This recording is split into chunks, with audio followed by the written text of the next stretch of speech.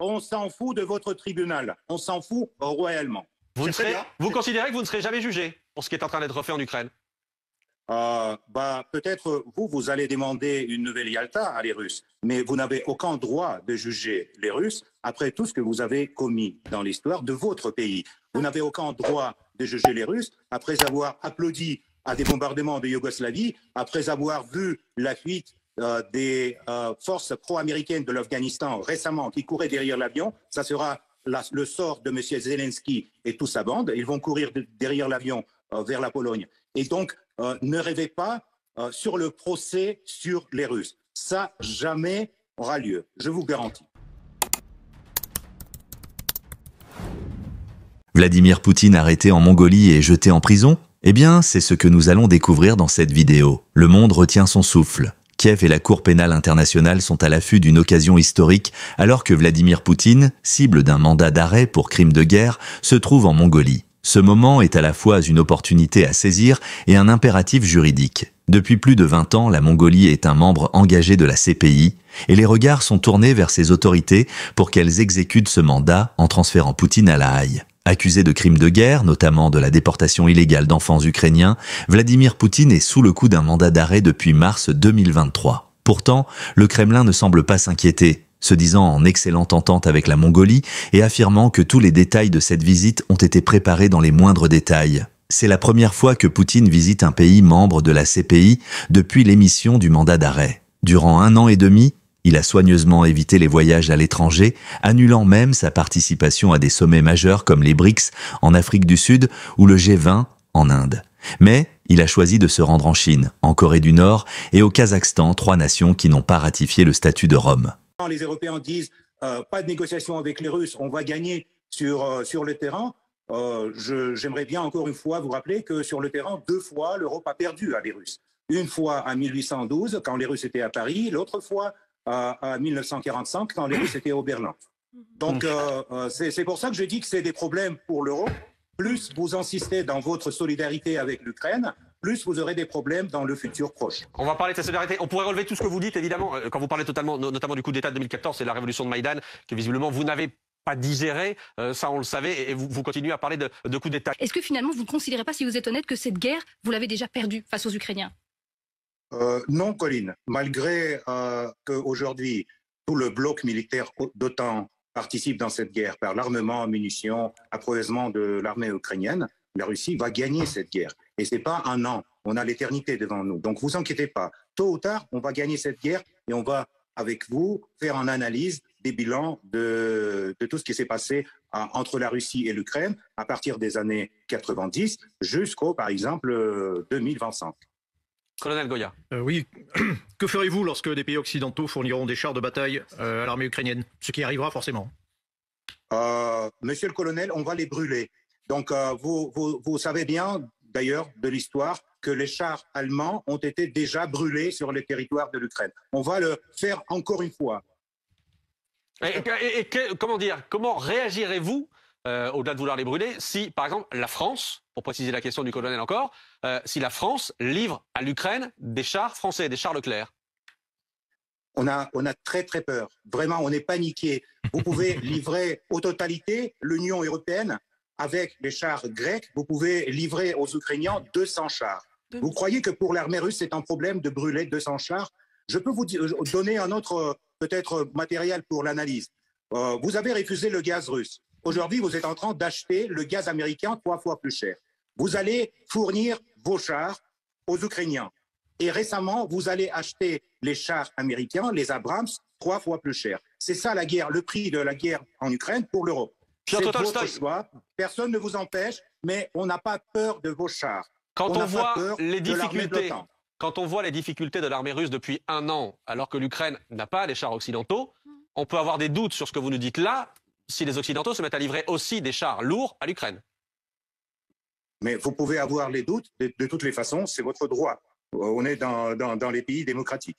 Je vous dis, c'est ce que ressentent les Russes par rapport la question de Monsieur le Colonel, c'était ça. Qu'est-ce que vous allez faire avec les chars de l'OTAN qu'on va fournir en Ukraine? On va les brûler comme tous les gens qui vont venir avec ces chars. Parce que c'est clair que les Ukrainiens ne peuvent pas guider les chars Leclerc ou les chars Léopard. Attendez, vous attendez, tous les spécialistes... Piotr Tolstoï, pour parler concrètement, vous attendez à ce que s'il y a des livraisons de chars occidentaux, il y ait à l'intérieur de ces chars des soldats occidentaux. Pour vous, les Ukrainiens ne pourront pas s'en servir? Mais bien sûr, parce que je ne sais pas si peut-être vous pouvez demander, monsieur le colonel, pour avoir le service technique d'un char, il faut toute une équipe qui fait ce service après chaque bataille. Il faut avoir un opérateur qui est qualifié, qui connaît comment on peut guider ce char. Donc, vous ne pouvez pas, du coup, fournir les chars et imaginer que les Ukrainiens vont attaquer avec ces chars les Russes. Mais de toutes les façons, quoi que va se passer avec les chars, ils seront brûlés. Ça je peux vous garantir. Je ne comprends pas, Piotr, la stratégie militaire du président Poutine. Il a accepté une vague, une campagne de terreur en tirant des dizaines de missiles pratiquement par jour contre soi-disant des cibles d'infrastructures énergétiques. Mais par exemple, le 14 janvier dernier, à Dnipro, c'est un missile Kh-22 qui a été tiré. Et vous le savez comme moi, c'est un missile qui a été retiré du service en 2007 parce qu'il est très peu précis et qu'il emporte une charge d'une tonne qui fait des dégâts considérables. Et du coup, ce missile a fait abattre un immeuble complet d'habitation avec plus de 72 appartements. Il a fait au moins 45 morts. C'est ça le ciblage, la capacité de l'armée russe, ou c'est juste parce que vous avez même plus les munitions nécessaires pour pouvoir les guider sur vos objectifs? Écoutez, les histoires que les Russes n'ont plus de munitions, ça dure déjà des mois. Je n'ai pas dit ça, je dis pourquoi vous lancez un missile que vous savez complètement obsolète et qui va faire des destructions massives dans une ville. C'est comme ça que vous libérez une ville, c'est ça? Ok, permettez-moi de répondre. Alors, on n'a pas le déficit de munitions. On va tirer encore, on a beaucoup de missiles. Ça, c'est la première chose. La deuxième chose, vous avez demandé la stratégie de M. Poutine. Oui. Peut-être la stratégie de M. Poutine, c'est la stratégie pour ne pas que vous le compreniez. C'est ça la stratégie. Ah oui, ça c'est sûr qu'on le comprend. C'est clair que vous êtes déjà dans le vague. Et ce qui concerne cette histoire sur Dniepr, donc c'est la missile antiaérienne ukrainienne qui a abattu le missile russe sur l'immeuble. Ça a été reconnu même par les officiels en Ukraine. Donc, tous ces c'est faux. C'est faux, je tiens à vous le dire, Piotr, parce qu'il y a un journaliste de Russia Today qui a essayé de me vendre cette histoire, cette sornette, que c'était un missile antiaérien ukrainien qui avait détourné le Kh-22. Ouais. Sauf que si vous aviez un tout petit peu de connaissances militaires, vous sauriez qu'on ne sait pas intercepter un missile Kh-22. Donc, c'était même pas envisageable. Et quand vous avez tiré ce missile Kh-22, vous saviez que vous alliez commettre des destructions massives. Mais c'est très intéressant ce que vous dites quand vous expliquez que même Poutine a une stratégie incompréhensible, parce que je pense que globalement, le chaos de cette guerre, c'est à cause d'un tyran chaotique. Et quand je vois par qui il est entouré, je comprends qu'il n'y arrivera pas.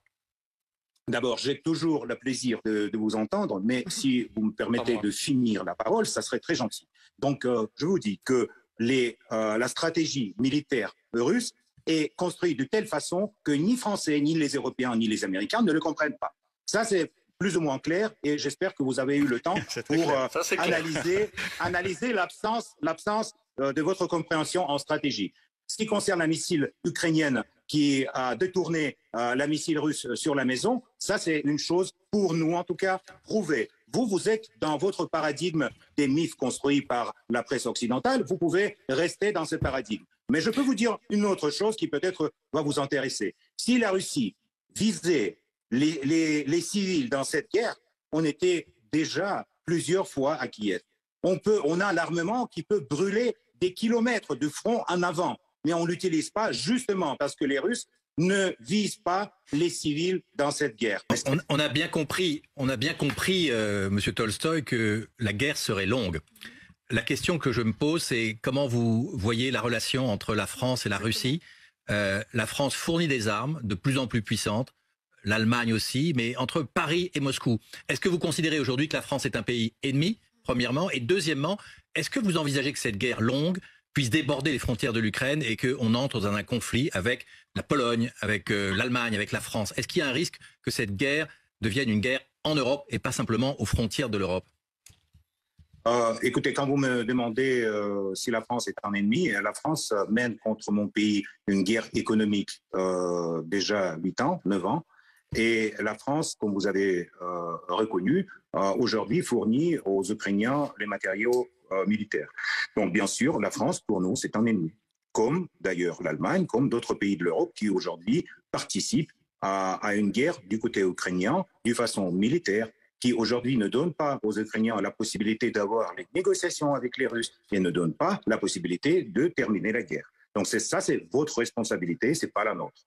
Ce qui concerne le futur, vous demandez si, par exemple, cette guerre dure encore 2 ans, 3 ans, 5 ans, s'il ne va pas déborder le territoire ukrainien.